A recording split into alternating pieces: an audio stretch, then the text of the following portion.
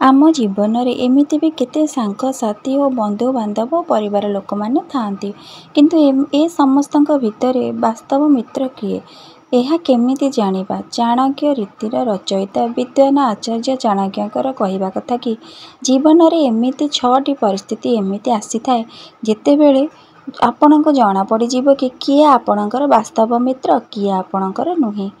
କାହିଁକି ନା ସୁଖ ସମୟରେ ତ ଯେ କେହି ବି ଆପଣଙ୍କ ସହିତ ରହିବାକୁ ଚାହୁଁଥାଏ, କିନ୍ତୁ ଖରାପ ସମୟରେ କିଛି ଭଲ ମିତ୍ର ପରିବାର ଲୋକ ଛଡ଼ା ଆଉ କେହି ଆପଣଙ୍କ ସହିତ ରହନ୍ତି ନାହିଁ।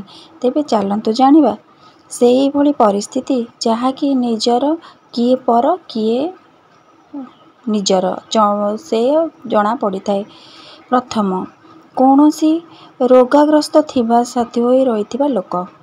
ଚାଣକ୍ୟଙ୍କ ନୀତି ଅନୁସାରେ କୌଣସି ରୋଗରେ ଆକ୍ରାନ୍ତ ପୀଡ଼ା ହେଉଛି ସେହି ପରିସ୍ଥିତିରେ ଯେଉଁ ନିଜର ପର କିଏ ସହଜରେ ଜଣାପଡ଼ିଯାଏ। ଆମ ଶରୀର ହିଁ ସେ ଶକ୍ତିଶାଳୀ ମାଧ୍ୟମ ଅଟେ, ଯାହାଦ୍ୱାରା ଆମେ ବଡ଼ରୁ ବଡ଼ କାର୍ଯ୍ୟ କରିବାରେ ସଫଳ ହୋଇପାରନ୍ତି। କିନ୍ତୁ ଯେଣୁ ତେଣୁ ଯନ୍ତ୍ର ତ୍ରୁଟି ଗଲେ ସେ ମେସିନ କାମ କରିପାରେ ନାହିଁ, ସେହିପରି ଏହି ଶରୀରର ରୋଗ ହେଲେ ଏହି ଶରୀର ଅସହାୟ ହୋଇଯାଏ ଓ ସେହି ସମୟରେ ଆମେ କାହାର ସାହାରା ଓ ଆଶ୍ୱାସନା ଲୋଡ଼ିଥାଉ, ଯାହା ଆମର ରୋଗାଗ୍ରସ୍ତ ଥିଲାବେଳେ ମାନସିକ ଶାରୀରିକ ସହାୟତା ଓ ଶକ୍ତି ପ୍ରଦାନ କରିପାରିବ, ଆମର ଧ୍ୟାନ ରଖିପାରିବ। ଏପରି ସ୍ଥିତିରେ ହିଁ ଆମେ ଆମ ଶୁଭଚିନ୍ତକ ବା ହିତ ଚାହୁଁଥିବା ଲୋକ ଓ ସ୍ୱାର୍ଥୀ ଲୋକର ଜଣାପଡ଼ିଯାଇଥାଏ। କାହିଁକି ନା ରୋଗର ଏହି ଦଶାରେ ଯେଉଁ ବ୍ୟକ୍ତି ଆପଣଙ୍କର ଧ୍ୟାନ ରଖିଥାନ୍ତି ଓ ଆପଣଙ୍କ ସାଥ ଦେଇଥାନ୍ତି, ସେହି ହିଁ ଆପଣଙ୍କର ହିତକର ଲୋକ ହୋଇଥାନ୍ତି। ଯେଉଁ ବ୍ୟକ୍ତି ଏପରି ବିପଦ ସମୟରେ ଆପଣଙ୍କୁ ଭେଟିବାକୁ ଆସିନଥାନ୍ତି ବା କୌଣସି ପ୍ରକାରର ସହଯୋଗ କରିନଥାନ୍ତି, ସେ କେବେ ବି ଆପଣଙ୍କର ମଙ୍ଗଳକାମୀ ହୋଇ ନପାରନ୍ତି। ଏଥିପାଇଁ ରୋଗଗ୍ରସ୍ତ ଆପଣଙ୍କର ହିତୈଷୀଙ୍କ ପରିଚୟ ସହଜରେ କରାଇଥାଏ। ଦ୍ୱିତୀୟ, ଦୁଃଖ ଓ ପୀଡ଼ା ସମୟରେ ସାଥ ଦେଉଥିବା ଲୋକ। ଆମ ଜୀବନରେ ଦୁଃଖର କିଛି ସମୟ ଆସିଥାଏ, ଯେବେ ଆମ ଏହା ଲାଗିଥାଏ କି ଆମର ସବୁକିଛି ସମାପ୍ତ ହୋଇଗଲା, ଆମକୁ ଏବେ କୌଣସି ଭୟାନକ ବିମାରୀ ହୋଇଯାଏ ତ କେବେ ଜୀବନ ନେଲା ଭଳି ଆଘାତ ଲାଗିଯାଏ ଓ ଧନ ବ୍ୟବସାୟରେ କିଛି ଅନେକ କ୍ଷତି ହୋଇଯାଏ କିମ୍ବା ପୁରୁଣା ସମ୍ପର୍କ ଭାଙ୍ଗିଯାଏ।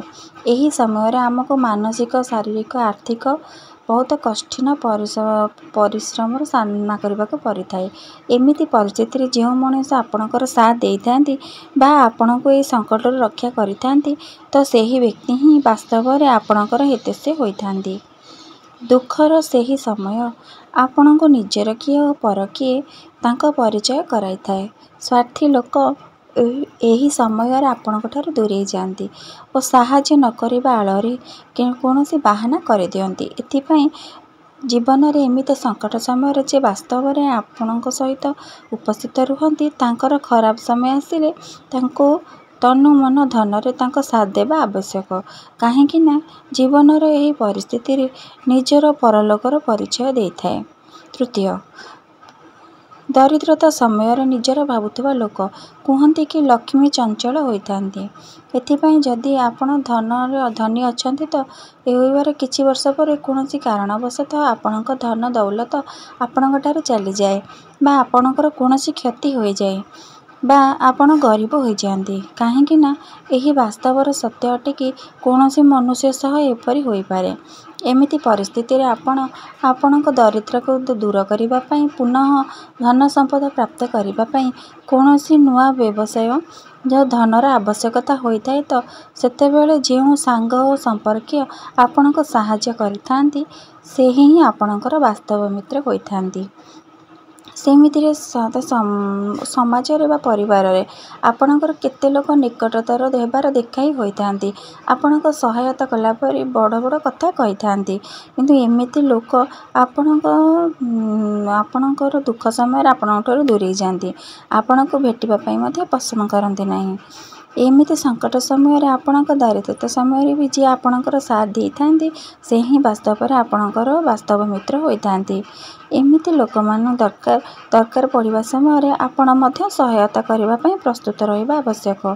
କାହା ଦ୍ୱାରା କରାଯାଉଥିବା ସାହାଯ୍ୟକୁ କେବେ ଭୁଲିବା ଉଚିତ ନୁହେଁ, କାହିଁକି ନା ଏହା ଜୀବନର ନିୟମ ଅଟେ। ସବୁବେଳେ କିଛି ନା କିଛି ଉପରତଳ ହୋଇଥାଏ। ଏହା କାହା ସାଥିରେ ବି ହୋଇପାରିବ। ଚତୁର୍ଥ, କାହାର ଶତ୍ରୁତା ବା ବିପଦ ସମୟରେ ସାଥ ଦେଉଥିବା ଲୋକ। ବିପଦ ସମୟରେ ଯିଏ କାମରେ ଆସେ ସେ ହିଁ ବାସ୍ତବ ବନ୍ଧୁ ହୋଇଥାଏ।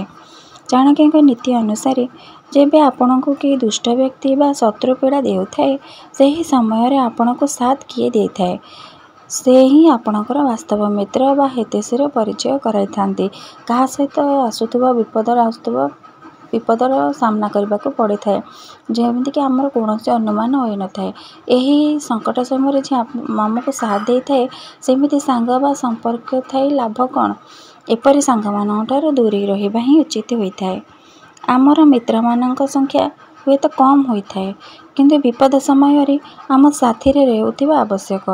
ଏମିତି ମିଛ ଅଭିନୟ କରୁଥିବା ମିତ୍ର ଓ ସମ୍ପର୍କୀୟଙ୍କଠାରୁ ଦୂରେଇ ରହିବା ଆବଶ୍ୟକ, ଯେ କେବଳ ଭଲ ସମୟରେ କେବଳ ମଜାମସ୍ତି କରିବା ପାଇଁ ଆମର ସାଥ ଦେଇଥାନ୍ତି।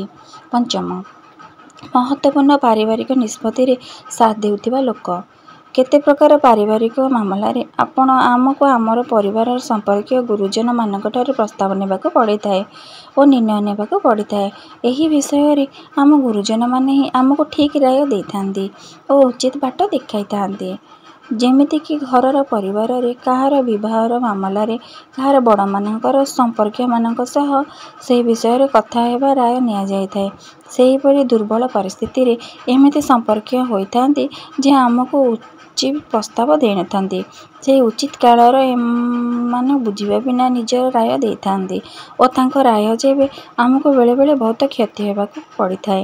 ଏପରି ଆମେ ପାରିବାରିକ ସମ୍ପର୍କୀୟମାନଙ୍କ ସହ ଦୂରେଇ ରହିବା ଆବଶ୍ୟକ। କାହିଁକି ନା ଏମିତି ଲୋକ ନିଜର ହେବାର କେବଳ ମିଛ ଅଭିନୟ କରିଥାନ୍ତି। ଏମିତି ମହତ୍ତ୍ୱପୂର୍ଣ୍ଣ ନିଷ୍ପତ୍ତି ନେବା ସମୟରେ ଆମ ପରିବାରର ସଦସ୍ୟ ଯିଏ ଆମକୁ ନିଜର ଭାବୁଥାନ୍ତି, ସେ ହିଁ ଆମକୁ